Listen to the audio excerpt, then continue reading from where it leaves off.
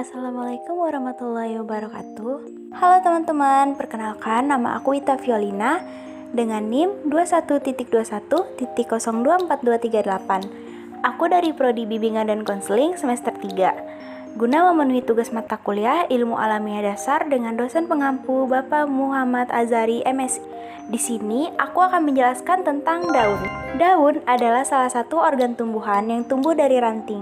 Biasanya berwarna hijau dan terutama berfungsi sebagai penangkap energi dari cahaya matahari untuk fotosintesis. Daun merupakan organ penting bagi tumbuhan dalam melangsungkan hidupnya karena tumbuhan adalah organisme autotrof obligat. Ia harus memasok kebutuhan energinya sendiri melalui konversi energi cahaya matahari menjadi energi kimia. Daun juga bermodifikasi menjadi duri, misalnya pada kaktus, dan berakibat daun kehilangan fungsinya sebagai organ fotosintetik. Daun tumbuhan sekulen atau xerofit juga dapat mengalami peralihan fungsi menjadi organ penyimpan air. Warna hijau pada daun berasal dari kandungan klorofil pada daun. Klorofil adalah senyawa pigmen yang berperan dalam menyeleksi panjang gelombang cahaya yang energinya diambil dari fotosintesis. Sebenarnya daun juga memiliki pigmen lain, misalnya karoten, xanthofil, dan antosianin. Daun berfungsi sebagai tempat terjadinya fotosintesis. Sekarang kita akan membahas tentang struktur daun. Terdiri dari epidermis, jaringan mesofil, dan berkas pengangkut daun. Yang pertama, lapisan kutikula. Lapisan kutikula berada di lapisan epidermis atau bagian yang ditunjuk nomor 1. Lapisan ini berfungsi untuk mengurangi penguapan air. Berikutnya, epidermis.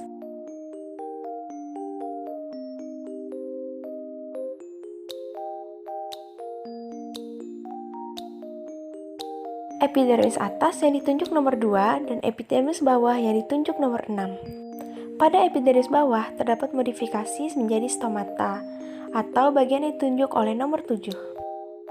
Stomata berfungsi sebagai jalur keluar masuknya gas dan transpirasi. Berikutnya jaringan mesofil.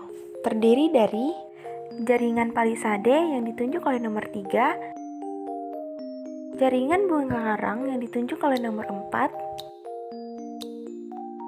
Jaringan palisade berfungsi untuk fotosintesis, dan jaringan bunga karang berfungsi untuk fotosintesis menyimpan hasil fotosintesis dan pertukaran gas.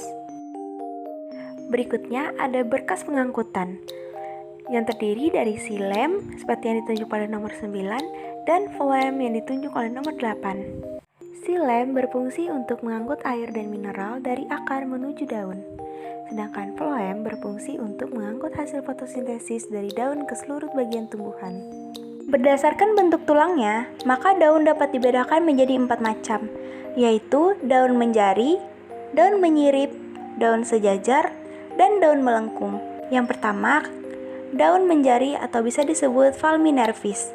Tumbuhan yang memiliki daun menjari mempunyai bentuk daun dengan satu tulang daun yang cukup besar dan berbentuk seperti jari-jari tangan manusia. Daun dengan tulang daun menjari ini dapat dilihat antara lain pada daun singkong, daun pepaya, daun kapas, dan daun jarak.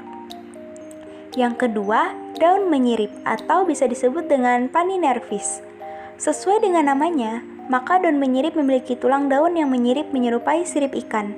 Daun menyirip memiliki susunan tulang daun yang tersusun rapi, mulai dari tangkai hingga ujung dari helai daun. Contoh tumbuhan dengan jenis daun menyirip adalah daun mangga, daun rambutan, daun jambu, dan daun beringin. Yang ketiga, daun sejajar atau bisa disebut juga dengan Rectinervis. Daun sejajar adalah daun dengan tulang daun berbentuk seperti garis-garis yang sejajar. Pada tiap-tiap ujung tulang pada daun, sejajar akan menjatu. Pada umumnya, terdapat satu tulang daun yang besar membujur di tengah, sedangkan tulang-tulang yang lainnya lebih kecil dan semuanya mempunyai arah sejajar dengan tulang utama. Daun dengan tulang daun sejajar dapat dijumpai pada daun jagung, rumput, daun tebu, daun padi, dan daun kelapa. Yang keempat ada daun melengkung atau bisa disebut juga dengan Servinervis.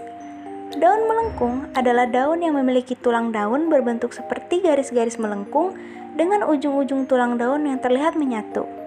Daun dengan jenis tulang daun melengkung, contohnya antara lain daun waru, daun gadung, daun genjer, dan daun sirih. Sekian penjelasan aku tentang daun. Semoga apa yang aku jelaskan dapat bermanfaat bagi kita semua. Terima kasih.